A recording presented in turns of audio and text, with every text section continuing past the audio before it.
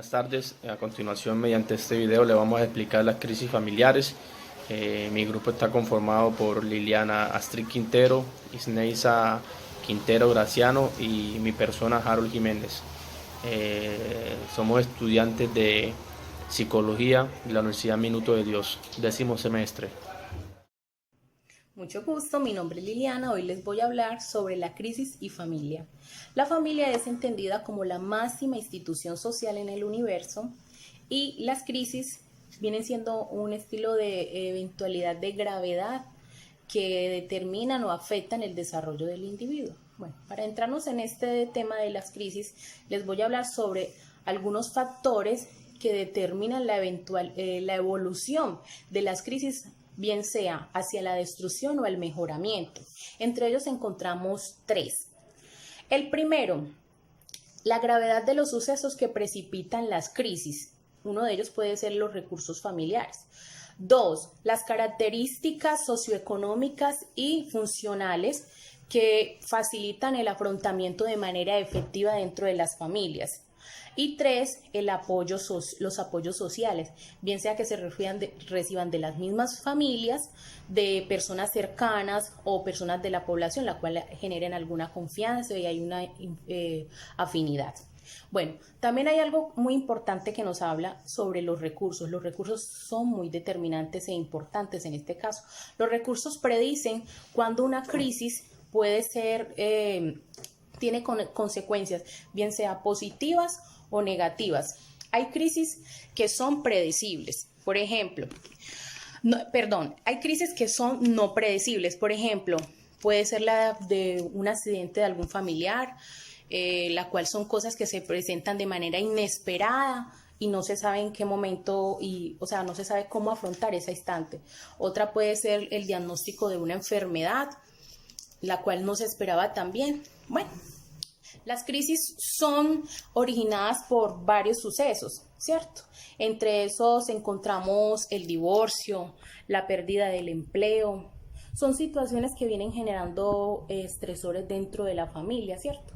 La duración también influye mucho en la potencialización y el grado de interferencia. Les voy a hablar sobre la teoría cognoscitiva. Si lo logran ver.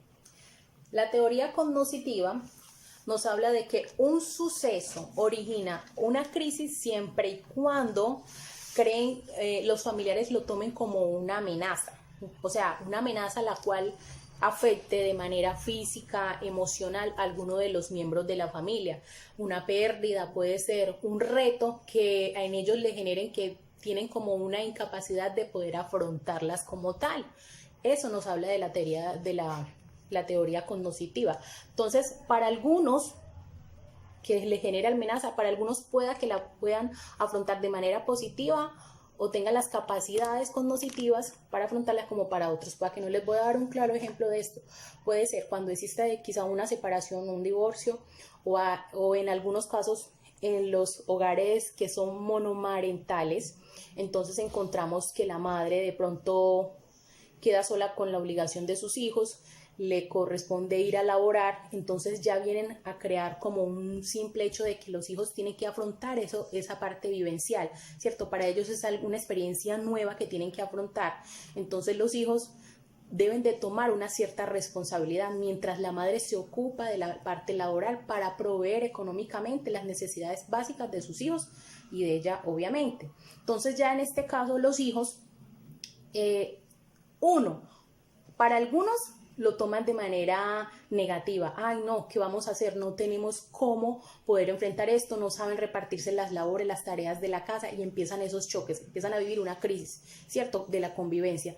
Mientras que para otros enfrentar esta situación pueden tener una buena repartición de las tareas, puede mejorar la convivencia porque quizás los hijos empiezan a tomar una independencia y esto es una manera, digámoslo, positiva para los que pueden afrontar esta situación y para los que de pronto no lo pueden hacer. Bueno, les voy a hablar sobre la teoría del afrontamiento. Para algunas familias, En este caso, para algunas familias, el impacto es negativo cuando se asocia con una circunstancia que los lleva a una crisis, la cual tienen un afrontamiento de una manera inadecuada, ¿sí? Entonces, aquí nos habla que no tienen como una proyección, una solución efectiva para esta situación. Entonces, las crisis se perciben cuando se ve imposible la solución. Por ejemplo, les voy a hablar de algo en específico. La conducta del adolescente en el estado de rebeldía puede generar una crisis familiar. Entonces, son cosas que se perciben de alguna familia de una manera que no tienen la forma adecuada de afrontar esta situación. Quizá para otras, recordemos que en todas las familias las eventualidades son muy diferentes. Les voy a hablar sobre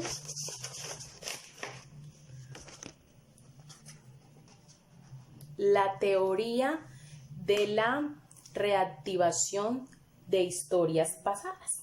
Bueno, en esta teoría les voy a hablar sobre que se fundamenta en la parte psicoanalítica, ¿sí? Son procesos que se originan en los recuerdos del pasado. Entonces, un ejemplo dado a esto viene siendo, por ejemplo, cuando una esposa, la mujer o alguno de la pareja tuvo una situación de infidelidad, por ejemplo, la mujer, ¿cierto? Tuvo un proceso de infidelidad. Entonces, el hombre puede continuar con su relación, pero llegará momentos donde va a recordar sobre ese suceso y va a generar nuevamente una crisis o un proceso estresor que va otra vez de nuevo a generar otra crisis, solo con el mero hecho del recuerdo. Entonces, un ejemplo, son personas que viven con un recuerdo allí que cuando llega el momento de crisis los vuelve, como digamos así, a vivenciar.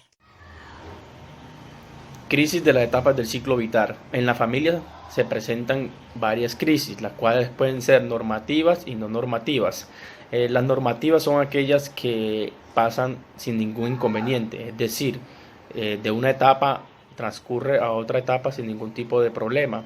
En cambio, las no normativas puede ser una enfermedad crónica en uno de los cónyuges.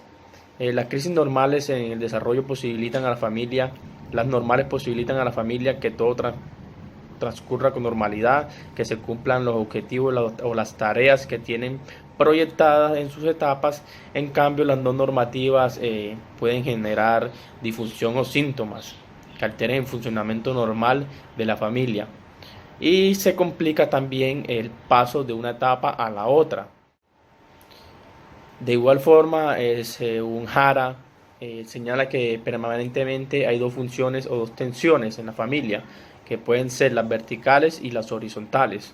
Las verticales incluyen los patrones de relación del funcionamiento que se transmiten por generaciones anteriores, conjunto a las actitudes, tabús, mitos, expectativas y en general la historia de la familia, es decir, siguen una trayectoria de los antepasados de su familia.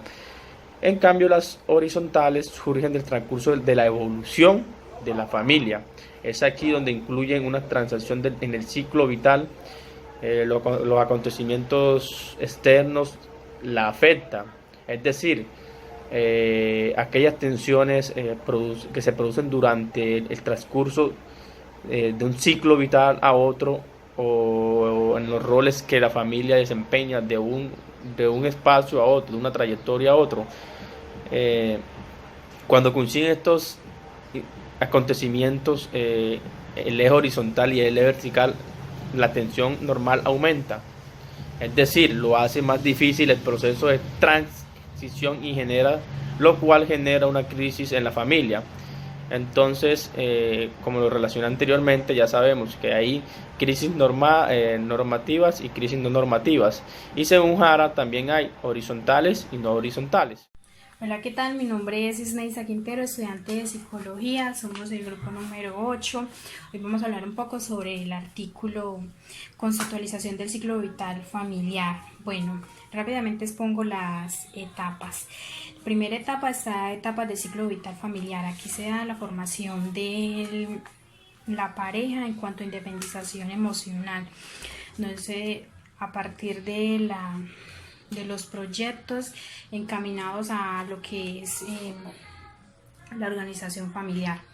Etapa 2 es etapa de expansión. Aquí se da la crianza inicial de los hijos, la familia con niños en preescolares. Aquí se da la aceptación y la vinculación de nuevos integrantes a la familia, lo que es el tema de aceptar el integrante nuevo a la familia, como se inicia a ser padres primerizos. Este puede generar conflictos entre la pareja, ya que estos no van a tener disposición de hacer las mismas actividades que hacían anteriormente en cuanto a privacidad y restricciones de estas. Bueno, la tercera etapa, etapa de consolidación y apertura, conlleva haber sobrepasado estas dos etapas anteriores en cuanto a la crianza del niño, y la conforman 4 fases evolutivas en cuanto a relación entre padres e hijos. Aquí también comienza lo que es el reto de la escuela, ya que es la primera experiencia que tienen los padres al ser abandonados por sus hijos. Se dan las crisis entre padres e hijos en la adolescencia en cuanto a los diversos temas que rigen en esta edad. También, por último, se da la separación de los hijos, que por parte de independización de estos, ya los padres, al estar solos, vuelven a reconstruir su vida que tenían anteriormente y pueden regresar a hacer sus actividades que solían hacer. La cuarta etapa es la disolución. Aquí se fundamenta la aceptación de la familia anciana y la viudez. Bueno, ¿qué pasa aquí? Ya después de haber pasado estas etapas, entonces los hijos se hacen cargo de los padres que ya no cuentan con las mismas capacidades y habilidades de años anteriores, por lo que es un papel fundamental que deben hacer los hijos. Bueno, ya por último, la muerte juega un papel importante también, ya que es una etapa inevitable y como pareja alguno de los dos tienden a fallecer. Entonces es importante el afrontamiento y la toma de decisiones frente a estas crisis y el apoyo emocional por parte de los demás integrantes de la familia.